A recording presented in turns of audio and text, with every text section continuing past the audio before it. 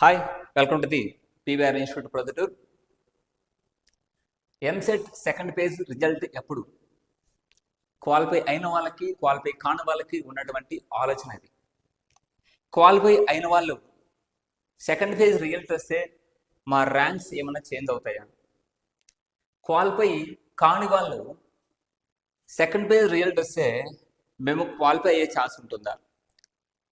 ఇంతవరకు ర్యాంకు రాని వాళ్ళు మాకు ఎంత ర్యాంక్ వస్తుంది, ఎంత ర్యాంక్ వస్తుంది, ర్యాంక్ ఎప్పుడు ఇస్తారు, అసలు ఇస్తారా ఇవ్వరా, ఇలాంటి ఆలోచనతో డైలీ మార్నింగ్ నుంచి ఈవినింగ్ వరకు ప్యానిక్ అవుతూ ఉంటారు. మరి వీటన్నిటికీ సొల్యూషన్ కోసం ఒకే వీడియోలో మీకు చెప్పడం జరుగుతుంది. మనకు ఎంసెట్ రిజల్ట్ కన్నా ముందు ఒక డిక్లరేషన్ ఫామ్ అనేది ఇవ్వడం జరిగింది వెబ్సైట్లో. ఆంధ్రప్రదేశ్ స్టూడెంట్స్ మినహా సిబిఎస్ఈ లేదా ఇతర బోర్డ్స్, ఎవరైతే ఇంటర్మీడియట్ బోర్డ్స్, ఇతర బోర్డ్స్ వాళ్ళు ఉంటారో వాళ్ళందరూ తన మార్క్స్ని అప్లోడ్ చేయాలి. ఆంధ్రప్రదేశ్ బోర్డుకు సంబంధించినటువంటి ఇంటర్మీడియట్ బోర్డుకు సంబంధించినటువంటి మార్క్స్ ఆటోమేటిక్గా తీసుకుంటుంది, వాళ్ళు అప్లోడ్ చేయాల్సిన అవసరం లేదనేసి. ఇప్పుడు అందులో చాలామంది అప్లోడ్ చేయలేదు. సిబిఎస్ఈ అండ్ వచ్చేసి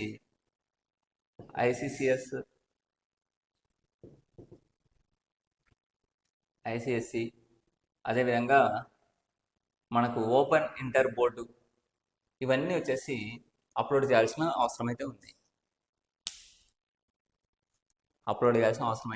కానీ ఇందులో చాలామంది అప్లోడ్ చేయలేదు. వాటితో పాటు సప్లీ రిజల్ట్ రీసెంట్గా రావడంతో సప్లీ మార్క్స్ వరకు యాడ్ అవ్వలేదు ఆంధ్రప్రదేశ్ బోర్డుకి సంబంధించి. ఆ డిక్లరేషన్ ఫామ్ అనేది ఇప్పుడు ప్రస్తుతానికి వెబ్సైట్లో హైడ్ అయింది.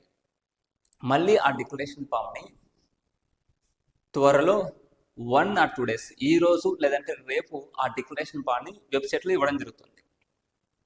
అందులో దాదాపు 15,000 నుంచి 16,000 వరకు అప్రాక్సిమేట్లీ ఉన్నారు అని విసి సుబ్బారావు గారు ఈరోజు ప్రకటన చేయడం జరిగింది. దాదాపు 15,000 మంది ఇంజనీరింగ్ స్టూడెంట్స్ వాళ్ళ యొక్క ర్యాంక్స్ అనేది ఇవ్వలేదు. వాళ్ళకి ఈరోజు రేపు డిక్లరేషన్ ఫామ్ ఇవ్వడం జరుగుతుంది.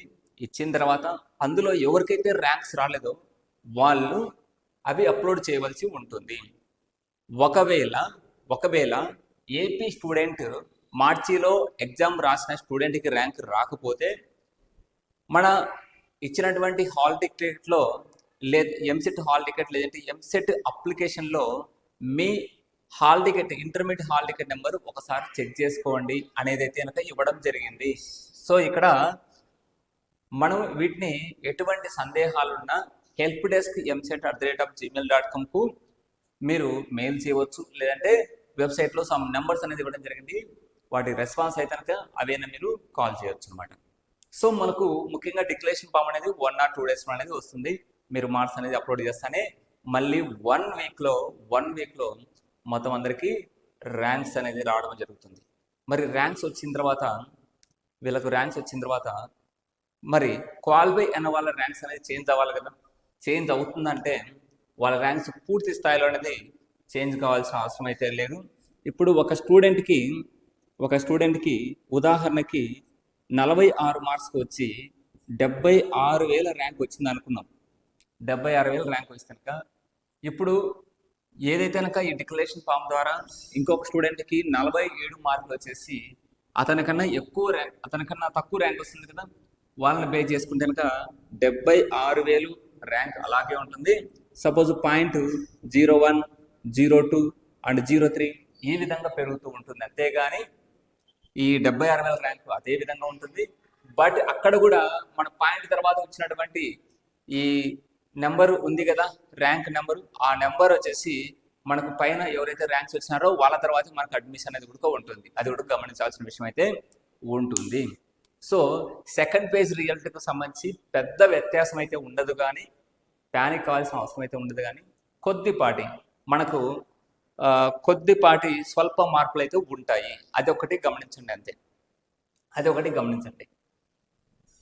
సో వీటికి సెకండ్ పేజ్ రిజల్ట్ అనేది ఒక వారం రోజుల్లో మీకు వచ్చే అవకాశం అయితే ఉంటుంది.